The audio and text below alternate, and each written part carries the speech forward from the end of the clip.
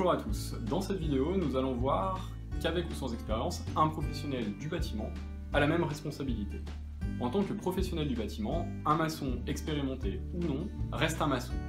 Cela a été confirmé par une décision de la Cour de cassation. Elle remet en cause une décision de la Cour d'appel qui avait estimé qu'un jeune maçon de 23 ans ne pouvait pas être déclaré par principe responsable des vices cachés affectant ses travaux. Cette décision est lourde de conséquences, car désormais cela signifie qu'indépendamment de ses qualités techniques, c'est-à-dire ses compétences, son expérience, un maçon est responsable des vices affectant ses travaux. Dans le cas précis, le maçon avait cédé sa maison après avoir fait des travaux sur les fondations. Ces travaux avaient été reconnus défectueux plusieurs années après la transaction. Les acquéreurs défendaient alors le fait que le vendeur, de profession maçon, devait assumer la réparation puisqu'il était un professionnel de la construction et qu'il ne pouvait pas, en conséquence, ignorer les vices cachés. Cela met en évidence que la réalisation des travaux d'envergure implique toujours des responsabilités.